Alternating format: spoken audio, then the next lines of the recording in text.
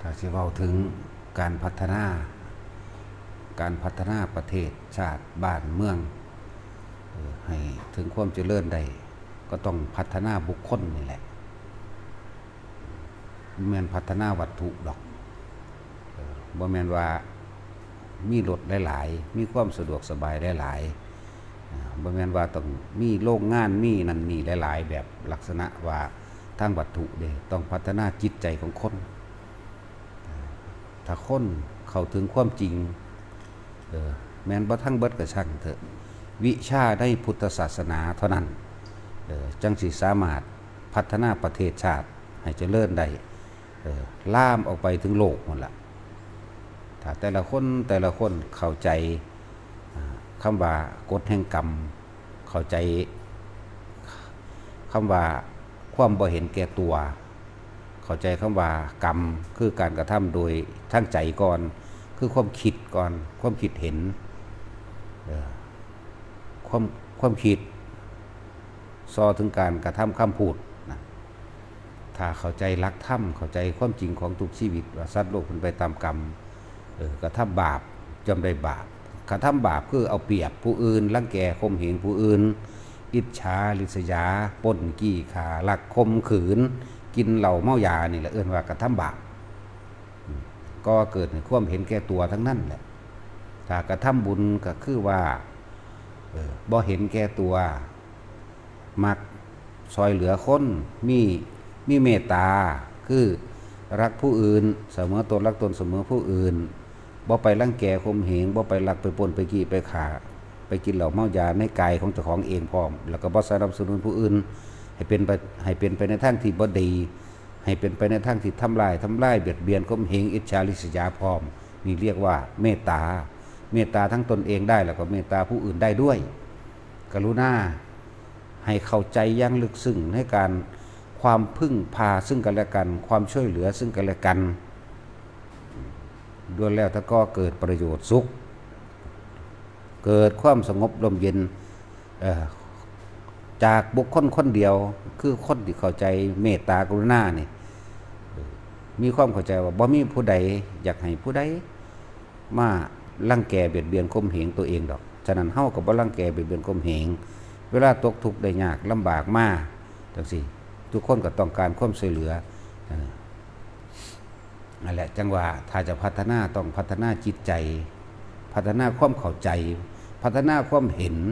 ความจริงของทุกชีวิตความจริงของการกระทำคำพูดความจริงของทุกชีวิตที่เกิดมาแล้วล้วนแล้วจะเป็นไปตามการกระทำของตัวของเองเรียกว่ากรรมถ้าเข้าใจตัวนี้นั่นแหละมีจึงโลกสิเจริญสูงสุดก็คือในยุคนั้นที่มีเมตตารักผู้อื่นเสมอตัวรักตนเสมอผู้อื่นบ่เบียดเบียนข่มเหงแล้วแกทำร้ายกันกรุณาช่วยเหลือซึ่งกันและกันมีหยังก็แบ่งปันกันเพราะว่าจะเป็นทรัพย์สมบัติภายนอกอาหารยารักษาโรคเครื่องนุ่งห่มที่อยู่อาศัยวิชาชีพในการดำเนินชีวิตในการใส่ชีวิตซอยเหลือพึ่งผ้าไม่อิจฉาริษยากันนี่เอิ้นว่ามุทิตาไม่อิจฉาว่าผู้ใดสิได้ดีในทางที่ดีคนอื่นทำดีเขาก็ยินดีด้วยคนอื่นได้ดีเราก็ยินดีด้วยเอื่นว่ามุทิตาไม่อิจฉาริษยาเมื่อผู้อื่นทำดีและได้ดีอุเบกขาว่างจิตเป็นกลางเสมอภาคบ่ได้ลำเอียงเพราะรักบ่ได้ลำเอียงเพราะเกลียดบ่ได้ลำเอียงเพราะไม่ใช่ญาติหรือญาติไม่ได้ลำเอียงเพราะหมู่พวกและเผ่าพันธุ์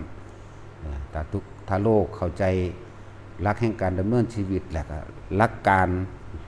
ในการอยู่ร่วมกันโดยสันติสุขคือหลักเมตตากรุณามุตาอุเบกขานี่แหละถ้าจะพัฒนาประเทศพัฒนาคนความเจริญหรือความเสื่อมหรือความทำลายก็เกิดจากคนนั่นแหละจังว่าวิชาในพุทธศาสนาทำให้โลกสันติสุขได้แล้วก็แม้กระทั่งว่าทำให้ตัวเองพ้นออกจากทุกข์จากการเวียนว่ายตายเกิดในโลกนี้อันนี้ได้พร้อมออกจากวัฏฏะสงสารได้พร้อมบ่แม่นว่าพัฒนาการศึกษาเทคโนโลยียังสนับสนุนล้วนแล้วแต่มีการแข่งขันแม้กระทั่งกีฬาก็เป็นการแข่งขันเอาไปเอามาว่ากีฬาเพื่อให้เกิดความสามัคคีและสุขภาพร่างกายแข็งแรงบ่แม่นแล้ว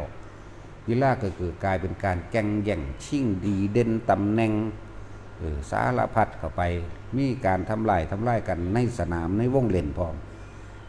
ว่าสิกีฬาหยังละเป็นการประหารกันเป็นการข่มเหงรังแกกันไปแล้วเป็นการเย่อเย้ยถากถางเป็นการเอาความแพ้ความชนะไปแล้วนั่นแต่ผู้ใดแพ้ก็เย่อเย้ยเขาแต่ผู้ใดชนะก็เว้าจองหองขึ้นมาเย่อยิ่งอวดตนอวดตัวว่าตัวเก่งตัวเด่นไปเด้นั่นแหละถ้าจะพัฒนาประเทศได้จริงๆต้องพัฒนาความรู้ความเข้าใจกฎแห่งกรรมก็ว่าไปมันก็สิน้อมนำเข้าไปสู่แต่คนมีความรู้ทางพุทธศาสนาหนทางเดินของผู้รู้ผู้ตื่นรู้เข้าใจว่าสัตว์โลกเป็นไปตามกรรมรู้เข้าใจการกระทำทั้งปวงล้วนแล้วย่อมออกจากกิเลสหน้าคือความคิดของเฮาเองคนเฮาสิเป็นไปตามความคิดต้องเรียนรู้ตัวนี้ต้องศึกษาตัวนี้ต้องเอาการศึกษาตัวนี้เผยแพร่กระจายออกไปเริ่มจากประถมขึ้นมาพุ่นล่ะประถมมัธยมจนถึงปริญญาให้มันรู้แจ้งให้มันเข้าใจหลักการถ้ามันเสื่องซึมไปถ้าเกิดมันสิไปใส่คนเข้าก็เรื่องหัวจักคำว่าท่านคือหยังศีลคือหยังเมตตากรุณามุทิตามุนีเป็นเครื่องดำเนินใส่ชีวิตเป็นปกติสุขนั่นแหละจังว่าโลกมันเจริญก็ต้องเจริญโดยการพึ่งพาอาศัยซึ่งกันและกันบ่แม่นการแข่งขันกันเฮ็ดจังได๋ก็บ่เจริญถ้าบ่มีเมตตากรุณามุทิตาอุเบกขาเห็นบ่ล่ะเด็กน้อยซุมื้อนี่มันบ่ได้เรียนธรรมะบ่มีธรรมะเข้าไปปลูกฝังอยู่ในจิตตสันดานบ่มีในจิตวิญญาณแล้วเดี๋ยวนี้อกตัญญูฆ่าพ่อฆ่าแม่ฆ่าผู้มีอุปการะคุณฆ่าปู่ย่าตายายฆ่าพ่อใหญ่ฆ่าแม่ใหญ่ฆ่าลุงป้าอาเอาฆ่าคนที่เลี้ยงตัวเองมาฆ่าคนที่ประคองตัวเองมาบ่ฆ่าพ่อฆ่าแม่ก็ฆ่าบุคคลที่มีคุณฆ่าครูบาอาจารย์นี่นั่นเลยเอิ้นว่าเสื่อมเพราะว่ามันเสื่อมจากการได้ยินได้ฟังความจริงโดยธรรมแต่ธรรมมาบ่แพร่กระจายออกจากโลกกสันเขาสัตว์โลกเป็นสัตว์สังคมต้องอาศัยอยู่รวมกันต้องพึ่งพาซึ่งกันและกันถ้าสัตว์โลกบ่พึ่งพาซึ่งกันและกันแล้วบ่มีเมตตากรุณามุทิตาอุเบกขาแล้วมีแต่ความเห็นแก่ตัวเห็นแก่ตัวจากคนเดียวในครอบครัวก็เบียดเบียนพี่น้องรังแกกันเองลูกพ่อแม่เดียวกันก็เบียดเบียนกันนั่นสิภาษาหยังกับลูกพี่ลูกน้องไปเลยลูกญาติออกห่างๆไปเลยจากไทยบ้านล่ามออกไปฮอดหมู่บ้านตำบลอำเภอจังหวัดประเทศแล้วก็ลุกล้ำประเทศพวกเฮาเบิ่งโลดเขาสงครามกันนั่นแหละเพราะว่าเขาบ่เข้าใจความจริงของชีวิตเขาบ่เข้าใจคำว่ากรรมเขาบ่เข้าใจว่าทุกสิ่งทุกอย่างเกิดจากการกระทำของเฮาที่เขายิ่งกันฆ่ากันเห็นบ่ล่ะเขาคิดว่ามีผู้อื่นอยู่เบื้องหลังคิดว่ามีผู้อื่นเป็นผู้ดลบันดาลสุขและทุกข์ให้นี่คือความเข้าใจผิดความเห็นผิดเลยบ่มีการกตัญญูต่อมารดาบิดาบิดามารดาบ่มีคุณเดี๋ยวนี้พวกเขาสอนกันแนวนั้นเด้แต่ความจริงลึกๆของแต่ละคนอยู่แล้วมีความรักมีความคิดถึงมีความหวังดีซึ่งกันและกันเด้ศาสนาเจ้าสิสอนว่าจังได๋ก็สร้างในศาสนาเถอะสอนบ่ให้เคารพพ่อแม่เนี่ยเฮ็ดจังได๋ก็สร้างเจ้าสิมีความจิตวิญญาณของเจ้าหักพ่อหักแม่คือเก่ามันคำสอนนั่นสิเป็นแค่ความเชื่อซื่อๆแต่ความจริงที่เจ้าของไปเองประสบพบมานี่เวลาพ่อแม่ตายก็ให้น้ำกันคิดฮอดกันเหลือโตนกันคือเก่าสงสารกันคือเก่าเวลาลูกตายก็ให้น้ำลูกอยู่พ่อแม่ตายก็ให้น้ำกันอยู่นี่คือตัวจริงมันอยู่ในนี่ต่างหากบ่แม่นตัวคำสอนที่บิดเบือนออกจากหลักธรรมคือความจริงของกรรมนั่นแหละพวกเขาสังเกตเบิ่งเขาฆ่ากันโหดเหี้ยมอำมหิตบ่ล่ะและล้วนแล้วจะเกิดจากการกระทำของตัวเองมาทั้งเบิดนั่นเป็นวิบากกรรมที่เขาต้องรับทุกคนเคยเกิดผ่านพาพุทธศาสนามาเบิดนั่นแหละว่าเจ้าสิอยู่ศาสนาใดก็ช่างพุทธคริสต์อิสลามอยู่ใต้หลักธรรมทั้งเบิดอยู่ใต้หลักธรรมหลักความจริงแห่งกรรมทั้งเบิดนรกเดียวกันสวรรค์เดียวกันบ่มีแบ่งแยกกันแล้วกันนรกสวรรค์เดียวกันทำบ่ดีจิตใจบ่ดีก็ตกนรกเหมือนกันนรกอันเดียวกันเปรตอันเดียวกันเดรัจฉานอันเดียวกัน หมาประเทศไทยกับหมาฝรั่งหรือหมาศาสนาอื่นๆกับหมาเหมือนกันช้างม้าวัวควายสัตว์ต่างๆกับสัตว์เหมือนกันมีความร้อนความหนาวเหมือนกันหิวเหมือนกันรักชีวิตตัวเองเหมือนกัน